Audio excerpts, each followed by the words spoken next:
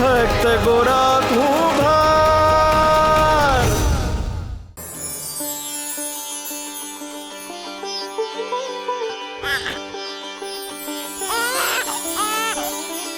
ગોરાભા, કાનુડા જેવો દીકરો જન્મ્યો છે.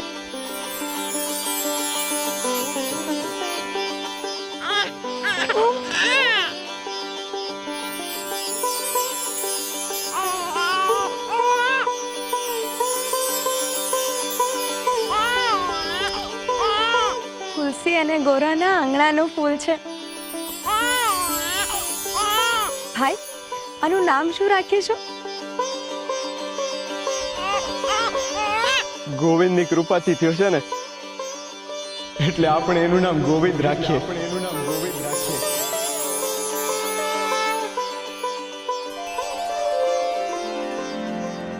ભાઈબંધ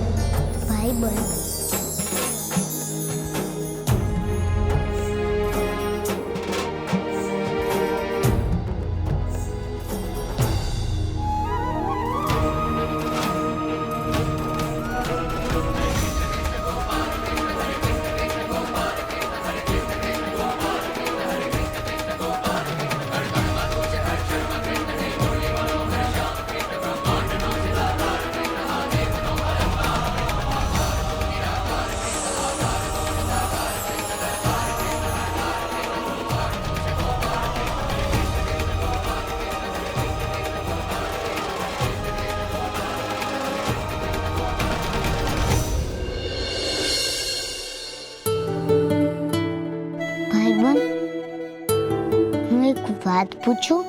પૂછો ને. તમે નહીં પૂછો તો બીજું કોણ પૂછશે? આવું શું કામ થયું ભાઈબંધ? શું હું કામ થયું?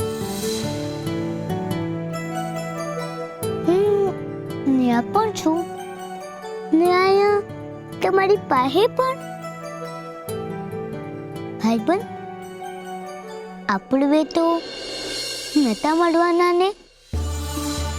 અને આમાં સાચો ગોરા કોણ છે? હું કે નીચે છે એ મને કાંઈ સમજ નથી પડતી ભાઈબંધ. મારે મન તો બંને ગોરા સાચા જ છે. ગોરા, જે રીતે મનુષ્ય ધારેલા કાર્યો સફળ થાય એટલે એ તેમના હાથે બનેલો પ્રસાદ મને ચડાવે છે, એ જ રીતે આ ગોરાને એટલે કે એના બાળપણને અર્ધ જાગૃતપણે મને સમર્પિત કરી દીધો છે. પણ આવું શું કામ થયું ભાઈબંધ? કારણ કે પહેલા બધા તમને ગોરાભા કહીને બોલાવતા હતા, અને હવે તમને બાપા કહેવા વાળું કોઈ આવી ગયું છે એટલે. પણ ના, પોતાના બાળપણ, પોતાની નિર્દોષતા વગર એ ગોરા ભક્તિમય ગોરા કેવી રીતે બનશે? એ જ તો મારા ભક્ત ગોરાના જીવનનો પડકાર છે રૂકમણી. હવે એણે મોટા થવું પડશે અને એણે ભક્તિમાં લીન રહેતા ગોરાભામાંથી એક જવાબદાર પિતા ગોરા કુંભાર બનવું પડશે.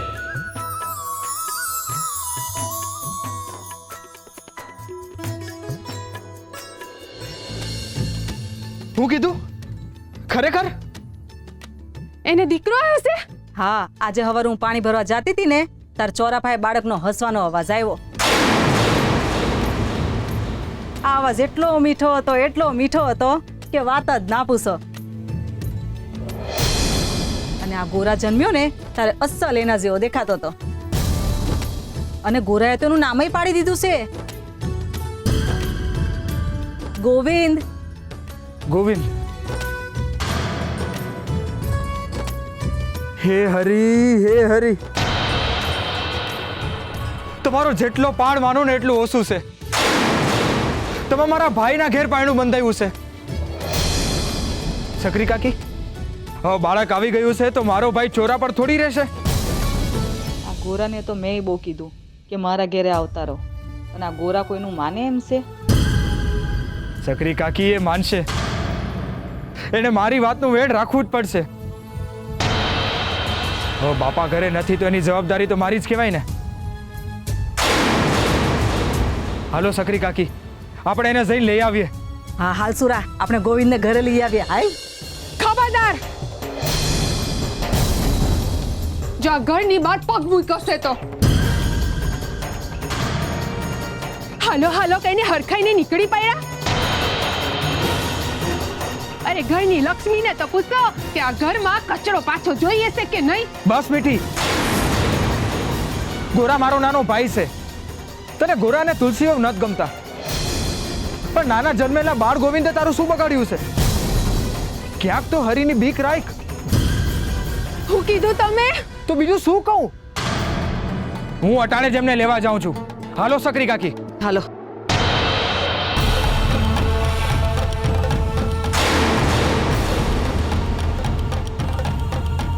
નવી નવાઈનો દીકરો આવ્યો છે ને ઘરમાં, તે હવે વધારે લટકા કરશે. અને પેલી દોડી લઈ આવો, જાઓ. પછી હું પણ જોઉં છું કે કેવી રીતે ઘરમાં પગ મૂકે છે. ને પછી એમને રહેવું હોય ને બહાર એમની હારે તો રે.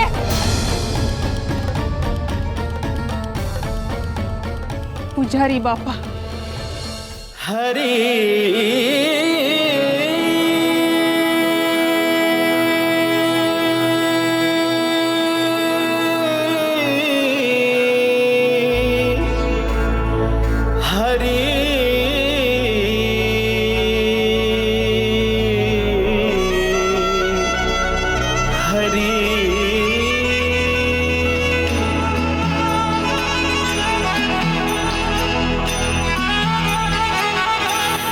હરિના નામનો રે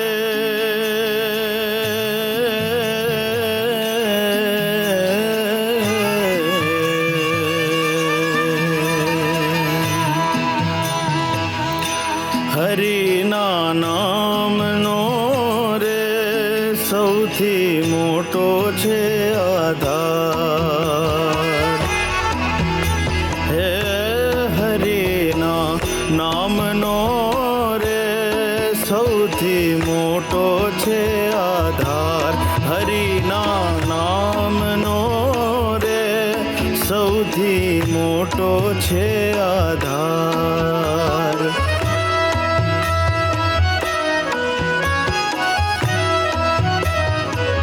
હે હરિરસ પીધો તે નર જીત્યો બીજા એડે જાય. હરિરસ પીધો તે નર જીત્યો બીજા એડે જાય. હરિરસ પીધો તે નર જીત્યો, હરિરસ પીધો તે નર જીત્યો બીજા એડે જાય. હરિના નામનો રે સૌથી મોટો છે આધાર.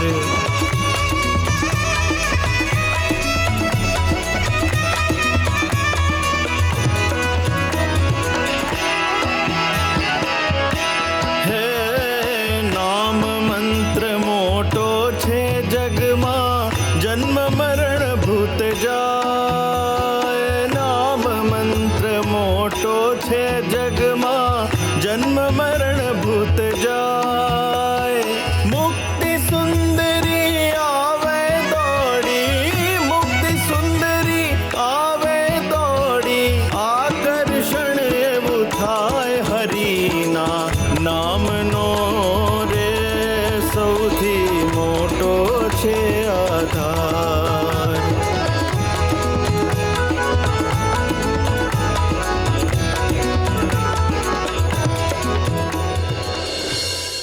તુલસી, આપણો ગોવિંદ કેવો નાનો અને નમળો લાગે છે નહીં? તમારા જેવો ઉતાવળ્યો છે, 2 મહિના વહેલા આવી ગયો. ઈ તો જેમ ભગવાને ધાર્યું હોય ને એમ જ થાય. અને આમે ઈ જે વેલા આવે ને એ જ મોડે સુધી રોકાય હે ને કાકી?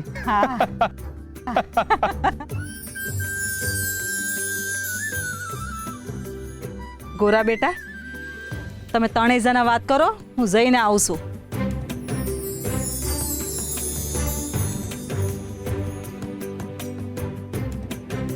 ભગવાન આપણા ગોવિંદને લાંબુ આયુષ્ય આપે ને એવા અસુરા કાકાના આશીર્વાદ છે. ભત્રીજાનો જન્મ ભલે ગમે તે રીતના થયો હોય, પણ એનું જીવન આમ નહીં જાય.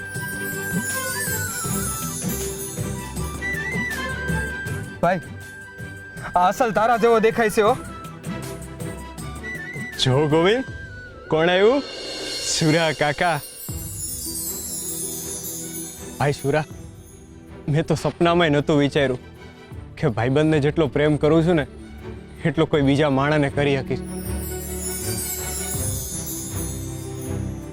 હા, ગોવિંદ આટલો અમથો છે, તેમ છતાં એના જન્મતાની હારે જ મારા મનની લાગણી એની હારે જોડાઈ ગઈ. ગોરા, હવે તારા માથે આ નાનકડા ફૂલ જેવા દીકરાની જવાબદારી છે,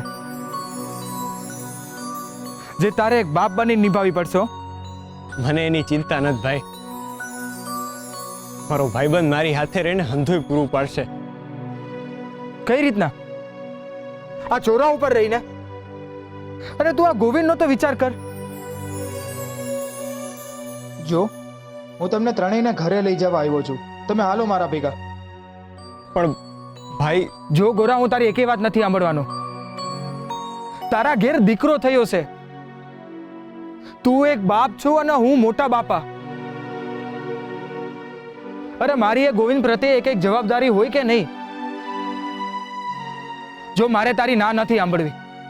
તુલસી વહુ, તમે તો કંઈક સમજો. માફ કરજો સુરાબા, પણ ઈ ટાણે જ્યારે અમને ઘરમાંથી મીઠી ભાભીએ ધક્કો મારીને કાઢી મૂક્યા હતા, ત્યારે તમને આ વિચાર ના આવ્યો? એ તો ભગતની ભક્તિ અને હરિની કૃપાથી મારું બાળક બચી ગયું. બાકી અમને ઘરમાંથી ધક્કો મારીને કાઢી મૂક્યા હતા, એ ટાણે મને ખૂબ જ પીડા ઉપડી હતી.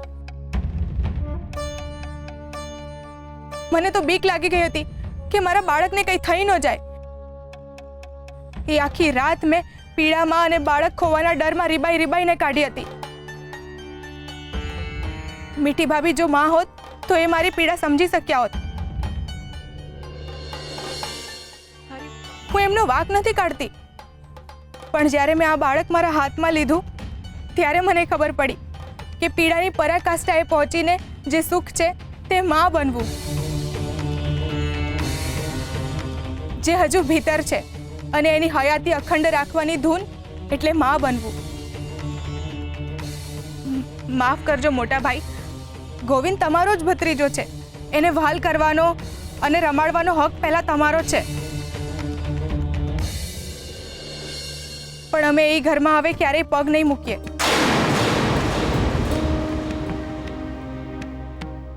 હું બધું સમજુ છું તુલસી વહુ, પણ એક નાનકડું બાળક છે, એને તમે આમ ચોરા ઉપર રાખશો? અરે તમે ક્યાં જાશો? ગોરા, તું તો વિચાર કર, તમે શું ખાશો?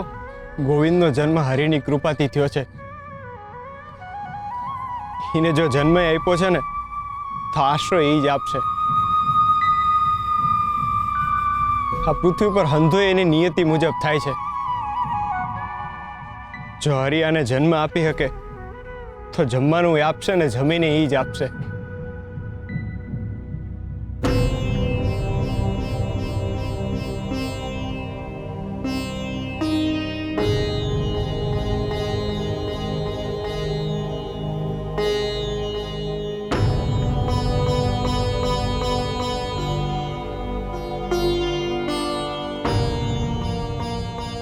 હરે કૃષ્ણ, હરે કૃષ્ણ.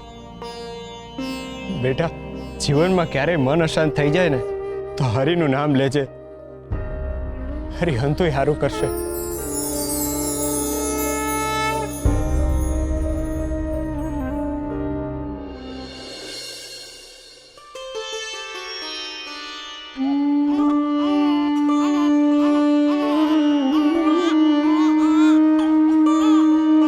તુલસી, હા ગોવિંદને શું થયું છે? કેમ આટલું બધું રડે છે? એને ભૂખ લાગી છે અને ધાવણ પણ નથી આવતું. હે? એના પેટમાં તો બચારાને લાય બળતી હશે. હવે આપણે શું ખવડાવશું? કેમ આમ થાય છે તુલસી? મારું પેટ જ ખાલી છે તો આવું જ થવાનું. પેટમાં પાણી નથી તો ધાવણ ક્યાંથી બનશે? જાનો રહી જા ગોવિંદ, જાનો રહી જા.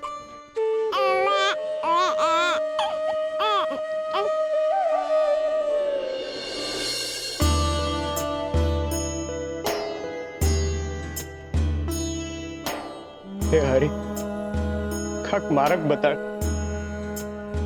ભાઈબંધ, હું શું કરું?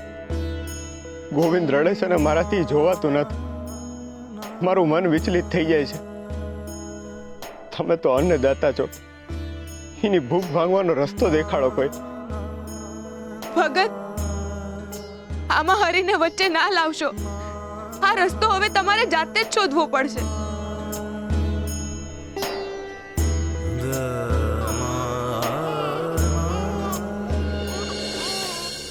હું શું કરું તુલસી?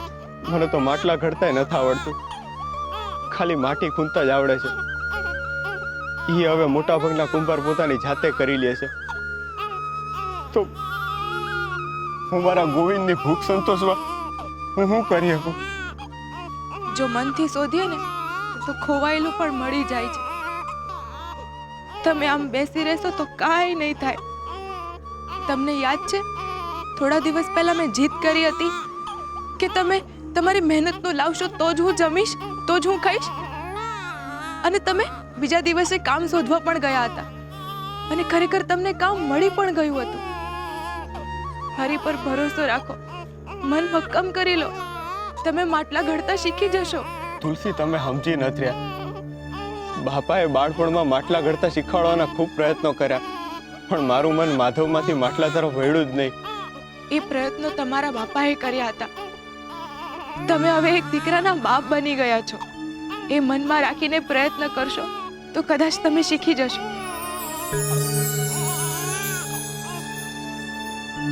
હું માટલા ઘડતા કઈ રીતે શીખીશ? બોલો ને ભાઈબંધ. શું?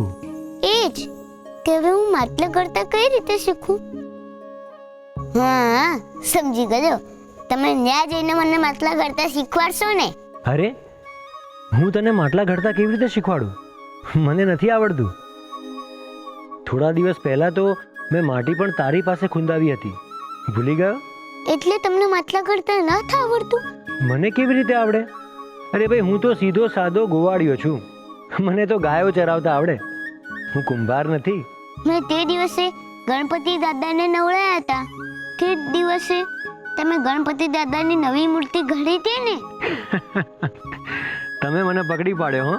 બસ, તો ઉપર ચડી ગયો. તમે એવી જ રીતે મને નીચે જઈને માટલા ઘડતા શીખવાડો એટલે હું હંધાય હતું માટલા ઘડી શકું. પરિવર્તન. જીવન સ્થિર છે પરંતુ સ્થૂળ નથી. જીવનના પાયામાં ગતિ રહેલી છે. એ સતત વહેતું રહે છે, ક્યાંય અટક્યા વગર. એક બાળકનો જન્મ એના માતા પિતાના સંબંધનું પરિવર્તન છે. પછી ધીમે ધીમે એ બાળક સંસારની ક્રિયાઓ શીખે છે અને તરુણ બને છે.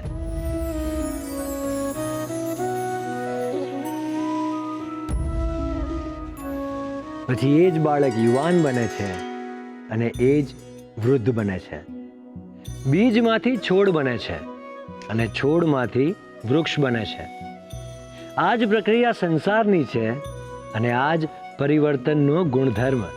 મનુષ્ય જ્યારે બાળકમાંથી યુવાન બને છે ત્યારે ફક્ત શારીરિક વિકાસ નથી થતો, પરંતુ સમજણનો, સમર્પણનો અને સંબંધનો પણ વિકાસ થાય છે.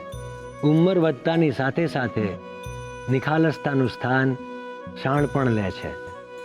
અને એટલે જ વિકાસ અને પરિવર્તન કંઈક સારું મેળવે છે તો કંઈક સારું ગુમાવે પણ છે. પરંતુ સંસારના એવા લોકો જે પોતાની અંદરના બાળકને જીવાડે પણ છે અને સમજણ અને શિસ્તમાં પોતાની ઉંમરને માન પણ આપે છે, સાચા અર્થમાં એ લોકો જ પરિવર્તનને પામી શકે છે. એટલે જ માણસ મોટું થાય છે ને હારે હારે એનું મન પણ મોટું થવું જોઈએ. પરિવર્તનથી એનું વર્તન પણ બદલાવવું જોઈએ, બગડવું ન જોઈએ. હેને ભાઈબંધ? હા ભાઈબંધ.